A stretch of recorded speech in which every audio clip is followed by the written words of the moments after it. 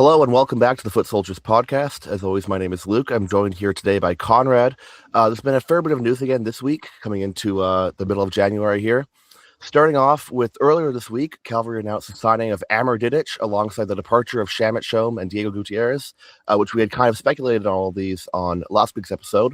But certainly that means the roster is starting to come together a bit more. We'll have a better idea of who's going to be playing with us. What do you think of this, Conrad?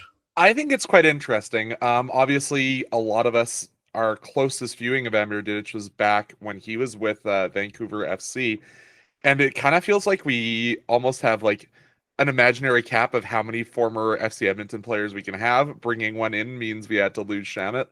But I think it's potentially big because the last time Cavalry had a true massive presence in the box, he decided he would rather go spend his time in the sunshine in Cambodia.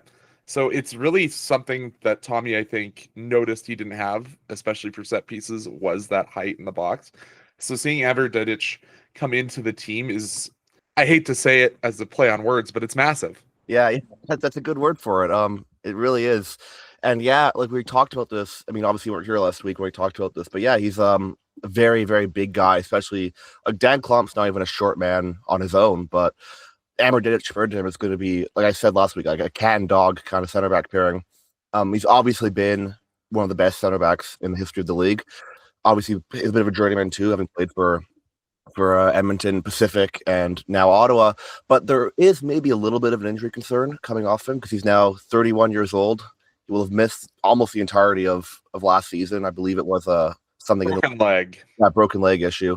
And obviously, like I'm sure, they wouldn't have signed him if they hadn't done their due diligence on him. And it's, but you'll hope that that's not going to be too big of a concern going into this year. Yeah, you'd have to hope so. I would be more concerned if it was an Achilles versus just a straight up broken leg. Bones heal better than tendons do, is what I've heard from every physio that I've ever talked to in my life. So I have a strong feeling that Amer Didic will still be as good as advertised because he truly was really, really prolific when he was with all three of the Canadian Premier League teams. And it's just he brings something in set pieces that not a lot of center backs in this league do, other than maybe the new signing in Pacific, who's that big, monstrous 6'5" center back that played in Dallas 2 system. So yeah, it's a skill. Height is a skill in a way that you can't teach. And again, obviously looking at the way the rest of our teams now set up in defense, like I think you could make a pretty strong case that at least in the center back pairing right now, Cavalry have the best defense in the league in that regard. I don't think it's going to be a pairing, Luke. You don't? I think we're going to see a true back three from Cavalry FC in 2026. There we go. So that'd be what? Montgomery and Lang kind of switching in and out? That would be my thought. And obviously you also have Brad Camden who can slot into center back position to do some spot duty. You'd also probably see, if you have to, due to injury or fatigue, you could see our Cobbs slot back into more of that right side of a center back three. But I truly, looking at the way the signings have happened, that's really the way I see it potentially happening. Yeah, I mean we all know how much Tommy loves his back five. We keep going back to it time and time again, even when it may not have worked as well as you would hope. But yeah, definitely you're making a lot of sense when we look at, we don't have the midfield depth that we previously had, certainly not now anyway. We have a plethora of maybe too many players at center back. You could certainly make a pretty good case for that. And on that midfield point, we also confirmed this week that Shamit Shome, our king, and Diego Gutierrez have left the club. We did speculate on this a bit last week with the Gutierrez thing at least, but the Shamit Shome one is maybe a little bit more surprising. Yeah, I figured it would have been one of two, not both of them leaving. We do have to remember that there is a fairly low salary cap in this league still. So that is kind of just the reality. And maybe with the acquisition of Didic, it maybe just meant that the money couldn't work out for Shamit. As well, I think that there was some trepidation, not necessarily from Tommy, but maybe a little bit higher up, of how much travel time Shamit was going to miss due to his increased role with the Bangladeshi national team. Because say what you will about Ali Musi and Khadija Elva, a lot of their games are happening at least on the same continent. Well, the islands off the main continent. But they're closer than Shamit was having to travel, and Shamit was missing a lot more time to go play with the national team than either of those two. So maybe that played in as well. Yeah, I mean, I certainly don't think that would be like an illegitimate concern. We even saw, like, obviously Shamit Shome's injury struggles last year, and then coming back. I remember his first game after the injury was for the national team. Mm-hmm. Yeah, I do. It's certainly a case to be made, and yeah, on the salary cap thing too. I think it's just they couldn't necessarily match what he was asking, and we've seen since then a few Moneyball stat head models that say that Shamit Shome wasn't that good of a player. I don't agree with that at all. I think he's a defensive midfielder, right? Mm-hmm. He's not going to be getting assists or pinging in goals, but you never really saw him make a mistake. Yeah, and it kind of leaves us with a little bit of a hole. As much as I do like Baldissimo and Kobza in that position, there's not a lot of depth there now. Because the other guy that I thought was potentially someone that Cavalry could have taken a stab at was Baldissimo, but he's staying in Pacific. Or not Baldissimo. Who's the guy that's with Pacific? The Pest, who is now an. Anyways, I have no idea who you're talking about. my brain is fully gone to poop here, but like it is kind of a concern that we don't have a third option because as we saw last year, Baldissimo went down early in the season with an injury. And I don't think we want to slot Nico Moroniak or, hey, we have to push Michael Harms up the field to be that replacement. Yeah, no, I definitely. You'd have to imagine there's going to be at least one more like relatively big signing coming in that central defensive midfield, and like you wonder too what's going on with Max Peepgrass if he's going to be coming back or not. I haven't really heard anything on that. I'm not entirely sure how it works with esports and stuff, but Yeah, I haven't really paid too much attention on that either. Um, I have to think if he does decide he wants to sign his pro contract full time again, he would probably be the premier option in beside. But also, I wonder if Tommy has some hesitation about his fitness because when he was here with Cavalry, he never really ran more than 70 minutes. mm-hmm. No, that's certainly a fair point. But then you see that, then you look at Cape Breton where they play obviously like 2 games in 2 days in esports, And he's playing full 90s. Yeah. So yeah, I wonder how much of that is just Tommy not trusting young players, which certainly wouldn't surprise me, or again, like how much that is maybe other stuff that's going on here. But yeah, if we consider it being as a back three, I guess that'd be like what a 5-2-3. I'd call it a 3-5-2. Yeah, tomato. Yeah. Either way, like that means you really only need the two midfielders, and that kind of does make the departure of Shamit Shome maybe a little bit easier to swallow. The Diego Gutierrez one, I don't really mind that much. Like I don't think he was that good last year. He didn't show what he showed when he was with Valor. I would certainly say that. Yeah, I think Gutierrez is one of those players who kind of benefited a lot from being like the main man at Valor.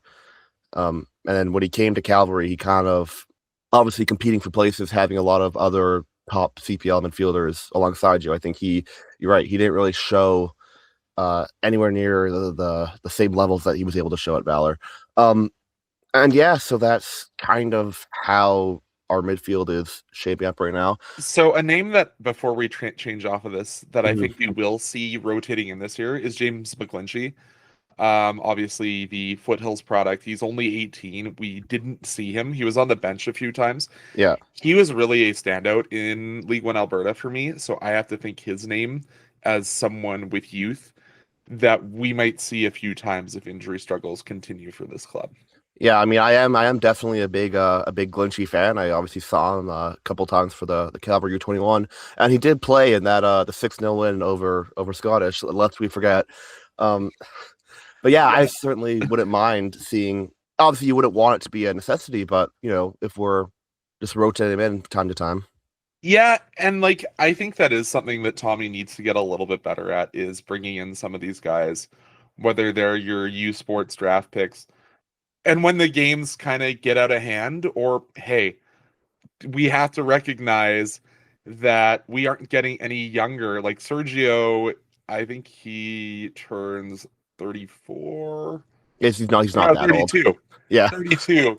But like that for a player that plays with as much motor and attack as Sergio does, he probably isn't a 90-minute player anymore. We saw that a lot in the end of the last season. Obviously, an injury contributed to that. And I don't know, he'll have the new dad strength continuing on into the next season. But he's not getting any younger. Um, even our beloved Brad Camden is turning 32 this year. Like, so we have to recognize that this need there needs to be the next crop, the next man up mentality, whether that is someone that's Tommy seen through foothills or whether that is some of these draft picks finally coming in, because that's also something we haven't done. We haven't signed either of our draft picks Mhm. from the U Sports draft. So You know, interesting things. and certainly another thing to consider with that is the U21 minutes, right?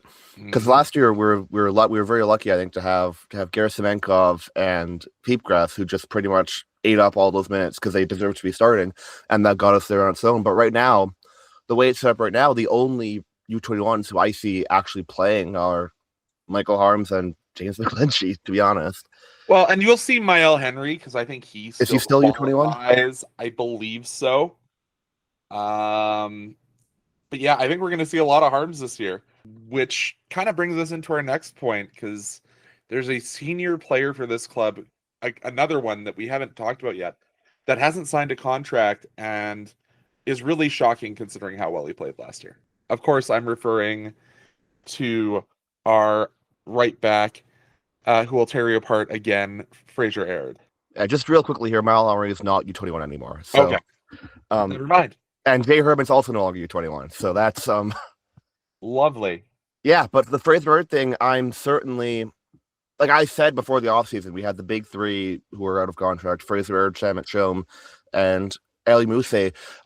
Quite controversially, I thought the priority should be those three in that order. I would have thought Fraser Bird was one of our best players last year, certainly one of our most consistent players. But as we get closer and closer to, the season starting here, you have to wonder if he's going to sign or not. Based on some of the things we've seen, obviously nothing you see on Instagram is official. I get the feeling that Fraser is coming back. I Well, don't get the same feeling with Ali. yeah, for sure. I mean, definitely the Fraser Earth thing. He's got to get his money to pay for his ship and anchor bar tabs somehow, right? So, Ship and anchor bar tab. I'm sure the gambling that he lays on the Edmonton Oilers this season yeah, hasn't been helpful. yeah, for sure. um, but yeah, so I definitely agree with you. We saw Ali Mousse's was the day before yesterday, I believe. It certainly looked a hell of a lot like a goodbye video. Um, and then we saw Fraser Aird commenting like, "Been a pleasure to play on the right hand side with you." So but one of them are leaving. One of them are leaving. I'd say based on that. Yeah, which is really unfortunate because they were a dynamic right field duo for this team. And it almost felt like they didn't play through the left-hand side until Gote and Tingy got here. And Yeah, I guess maybe that changes how this team plays as well.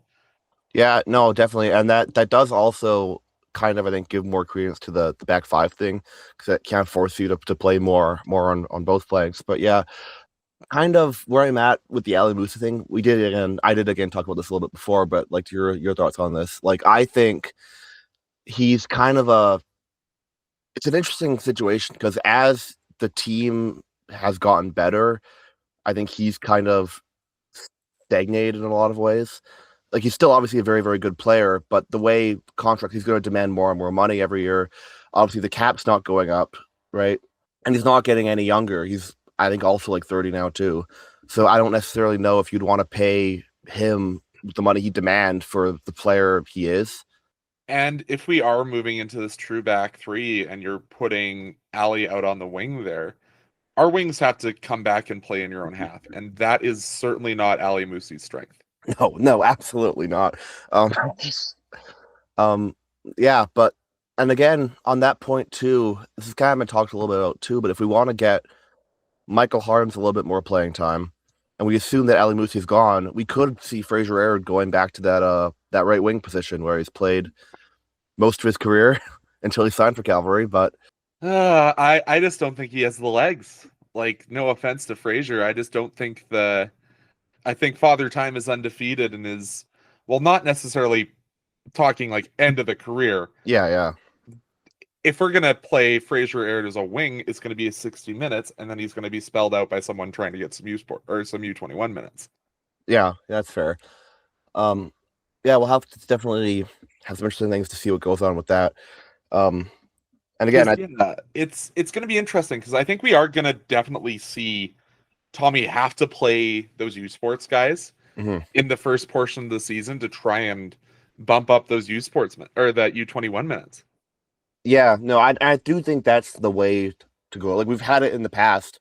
Obviously, the Shield winning season in 2023 when we didn't get there until like the last game of the season. Um, I do think you're kind of better off riding with your U21 minutes earlier on, so then you can kind of figure out what works then later on the season. But we'll have to see. I mean, Tommy certainly hasn't done that in the past. No, but and we have to say, Emmanuel Dan Adokene, that cavalry draft, I do foresee him kind of filling that Ali Musi-esque role. Mhm. We've seen him for the last few years in League One Alberta. And obviously with Trinity Western, he's been incredible when he's healthy. Yeah. And let's just say his injuries problems were 2 or 3 years ago. He was really, really good this year for Trinity Western. And obviously he's a Foothills guy. Tommy knows him, has coached him growing up. So I think if we can see E-Man come in and fill some of those minutes that we are missing from Ali Musi, I think that'll be great. And I can't remember who's the other gentleman we drafted in the second round. Wasn't it that the Cape Breton guy? I'm scrolling, and I forget that Inter Toronto only picked once because they traded away their draft pick. It's always very funny trading away here. Your way to get your U21 minutes in a club that's just gone through a rebrand doesn't make Yeah. sense. Yeah. Luki Hama was the second round pick. Okay. The right back out of Barrie, Ontario. Interesting. Another right back with the re-signing of Harms. Maybe that is kind of your let's bring him in until he has to go back to the Toronto Metropolitan U. Mm-hmm. Kind of rotate him and Harms in and do if Fraser Aird re-signs, Aird plays more of an attacking role. I can't say I've seen a lot of Yahama because obviously he is an Ontario-born player, but Mm-hmm. I think Tommy knows better than either of us. Yeah, but again, like historically, I don't think we've necessarily done the youth sports thing. We haven't done a great job integrating them into the team, except for exceptions like obviously Joel Waterman and I think Max Peepress was a youth sports guy too. I think for the most part we could be doing a lot better. I mean, most teams in this league don't in that regard, but I agree. And I really think that Cavalry kind of did a disservice to another league or U Sports League One guy in Owen Antoniak. yeah. He's another guy who I could see coming in if we need attacking midfield depth because he had a great year for the Dinos. As much as both of us hate to say that, it's Mount Royal players. And I think this was his 6th year of eligibility due to that whole pandemic thing. So I think he might be done at school if my brain's remembering correctly. So maybe that's another name to look out for. Obviously, not the flashiest of names, Yeah. but hey, he'd be another guy that we quote unquote pillaged from Atletico Ottawa, right? Yeah, for sure. And definitely like I don't think that when it comes to the youth sports guy, like the best players we've had were maybe the least flashy ones. Like Eric Hobbs is probably our biggest. We forget he was a youth sports player originally, right? From UFC. Saved our asses in the defense that year. Like, it's you have to get your minutes one way or another. And if we can integrate some of these guys into the team, certainly with some of the depth we're missing out on here, I think that could only be a good thing, especially if it's always a quest of the cap, right? Because we don't actually know how close you are to the cap. You'd assume that, having signed Ingham, well, maybe we're cheating a bit with Ingham with his restaurant job. Have you been to Foxtrot, by the way? I think Nate absolutely fits in there if he regrows his man bun. I have never been there, but I do want to check it out now. I think that'd be really funny to go there like the day after a tough loss. Walk up to the bar like, hey Nate, pour me a double whiskey. Pour one for yourself as well. Yeah. But yeah. Guess that's one of the ways we can cheat the cap.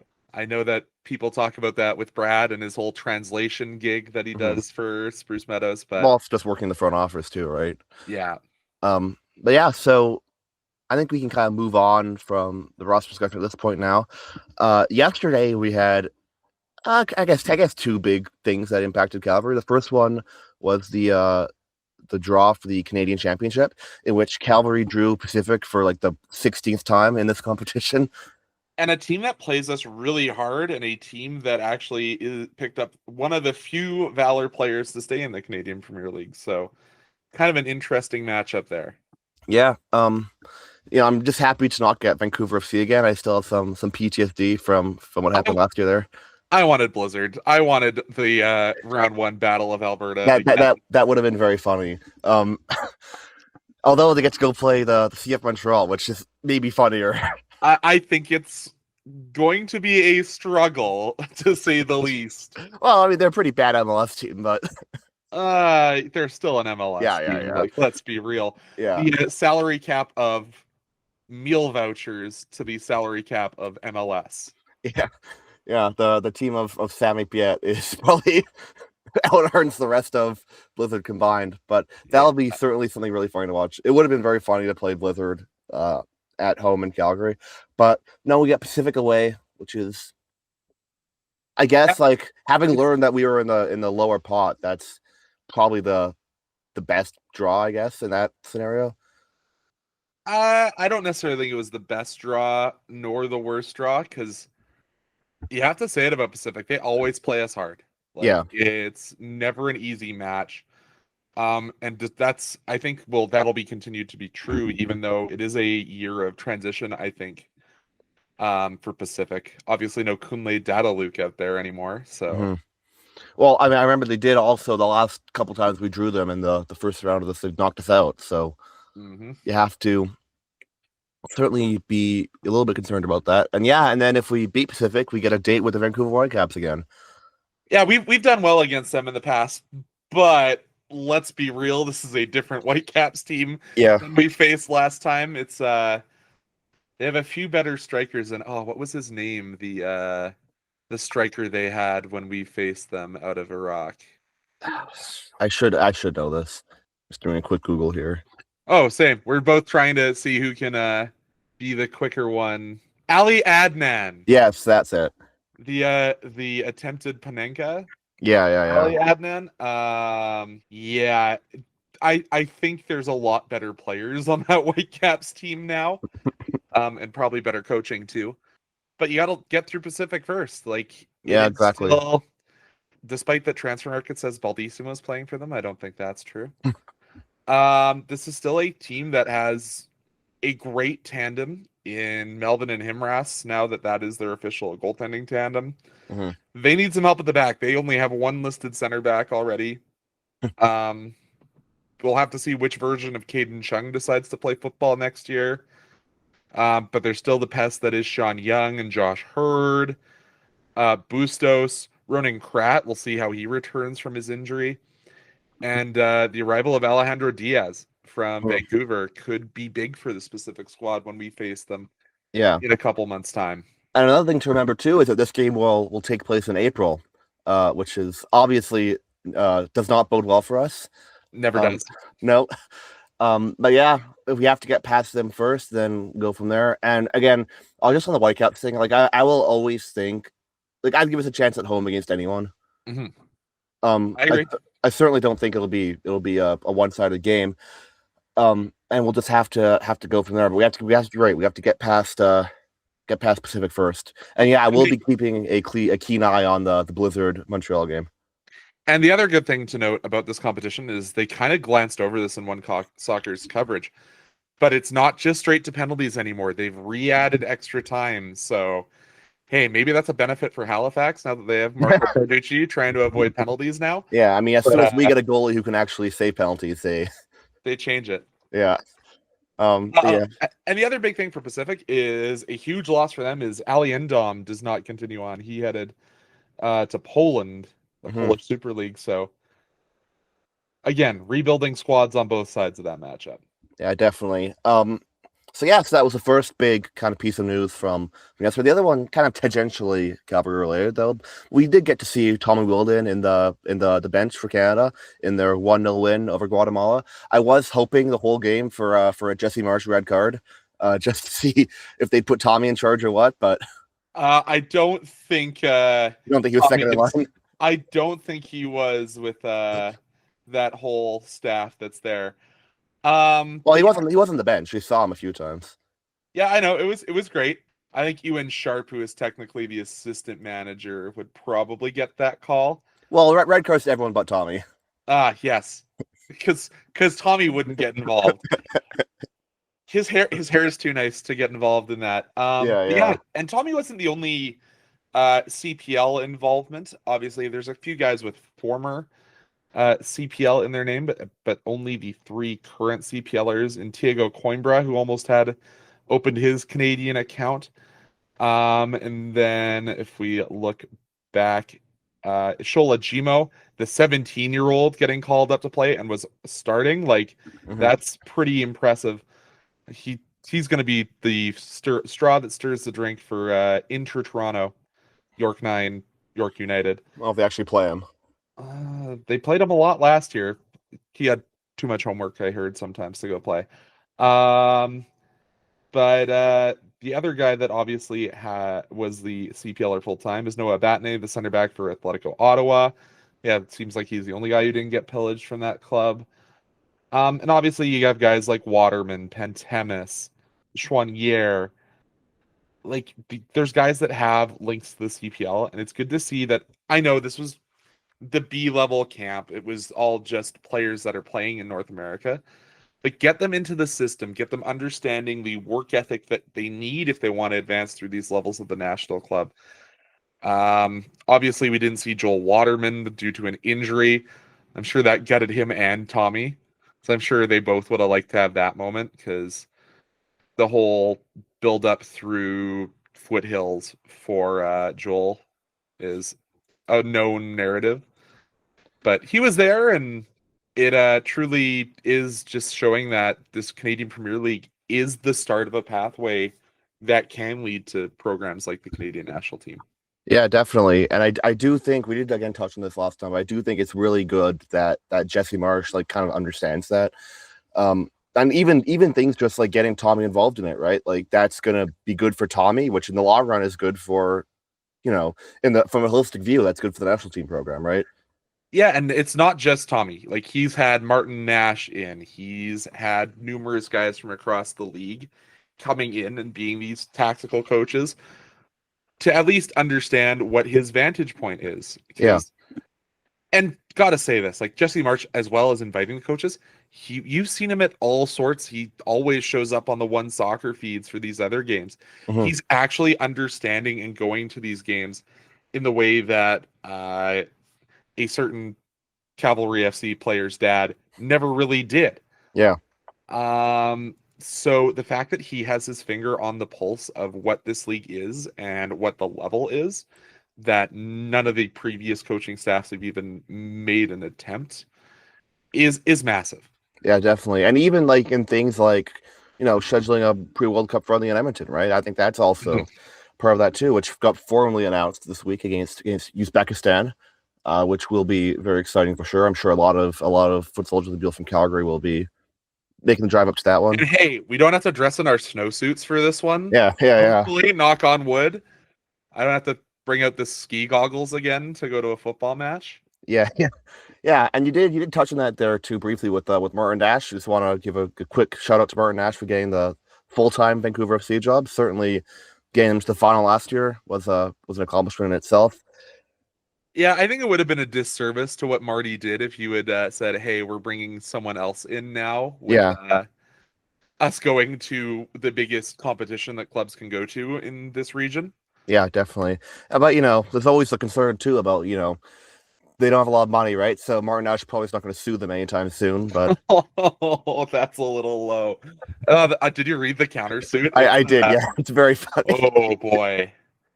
I'd love to be a fly on the wall in some of these discussions that were going on, but and it's funny, like I can't say anything officially, but like there's always the rumor that the Spruce Meadows ownership group of Cavalry had given out loans to allow teams to get through the pandemic and to stay in their markets. Like the fact that six not or what's their 6'5" entertainment? 6'5", yeah. I know it's not 6'7" because that would be too funny. But the fact that they had to go to their coach and say, "Hey, we're paying you to be our coach and manager, but can you loan us some money?" just seems so wrong. It's the funniest thing, man. Like it's actually not funny in terms of the health of the league, but as a a Calgary fan and they knocked us out a couple times. It is funny to just to read the stories of what's been happening there and the legal documents and stuff. But yeah, I'm just glad we don't have to deal with any of that here with Tommy or Foothills trying to sue Cavalry. Yeah, I know, definitely. I do think it's points like this too. I said it too, like when Edmonton won and stuff like that. I really do think that we're lucky to have obviously the Southerns own the team. I think they are the best owners in this league. They've invested a lot of money into the team and use their wealth of knowledge in broadcasting to ensure that when everything went down with Media Pro, that this league could continue to produce. Yeah. We are privileged to have this ownership group here in Calgary, no matter how much we sometimes begrudge the price of beer or not being able to throw beer on the pitch. It mostly comes down to beer. But like, we do have to say we're lucky to have as stable of an ownership group as we do, and one that isn't afraid to spend to that salary cap, because I think we may see teams, despite how low the CPL salary cap is perceived to be, that don't even want to spend to that. Yeah. Like teams like Vancouver with their current ownership group. I don't think we see that problem with the team that now wears black as their primary color, apparently, not orange. The new ownership group of Inter Toronto, but we could see that with Halifax. Yeah. So yeah, no, and definitely, and you're right. Like they've always, even when we go through this as like a so-called transition year, people have used the term rebuilding year. I don't think you have rebuilding years in an 8-team league with no real draft. But I'll say a transition year. Like even now, they're still signing Ingham and Didic. Like that's obviously trying to be at the top. And again, like the Southerns, we all have our gripes about like stuff that goes wrong on game day and stuff like that. But you can't say they don't try and at least learn from stuff. Like I do think it's getting overall better and better every year. And hey, it doesn't take me an hour and a half to get out of the parking lot anymore, so I think that's even an improvement. That's great. Yeah, exactly. The little things like that. So yeah, to kind of on that point, I think we've been going for a little over half an hour here, unless you have anything else you want to talk about. The only thing I kind of wanted to just touch up on is it was also a birthday for one of our leaders of this team, a leader formerly on the pitch and now on the bench. Happy birthday to Nicholas Ledgerwood. Yes, happy birthday, legend. But yeah, so kind of on that point, that it was a fairly busy news week actually for the middle of January, and I'm hoping that we're going to see, some other, definitely the big midfield signing at some point, in the coming weeks here as we get close to training camp and stuff. We'll hopefully be able to do another podcast when we have some news coming in. Yeah, and we'll have to see, because Cavalry does have that open workout in about 10 days, so we'll have to see. Maybe someone comes in as a trialist and makes Tommy open his eyes and say, hey, we got to get this local talent or international talent. I've heard there's some people coming in from out of the country to attend this training camp, so who knows? Yeah, for sure. Well, thank you all for listening, and we'll talk to you soon.